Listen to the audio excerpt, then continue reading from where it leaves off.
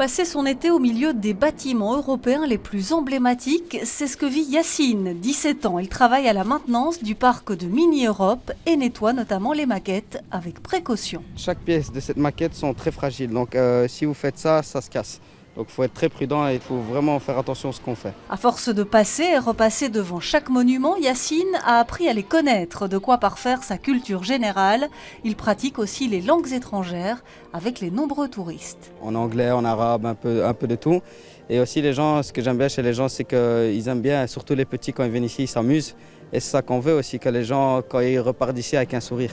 Le sourire des visiteurs ou celui des propriétaires de chiens qui peuvent partir en vacances le corps léger. Chloé, 21 ans, s'occupe de graffiti durant 3 semaines. Elle est dog sitter.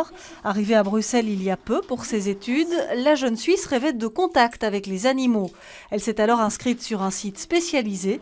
Son job lui laisse du temps libre mais demande une certaine rigueur. Il faut vraiment s'organiser autour du chien parce que autant j'ai beaucoup de liberté, je peux quand même faire ce que je veux, je suis quand même un peu en vacances, mais si par exemple je vais en sortie ou si je vais aller faire les courses ou quoi que ce soit, je dois quand même organiser des fenêtres de 4 heures, pas plus, parce qu'il faut quand même faire attention à la sortir assez régulièrement.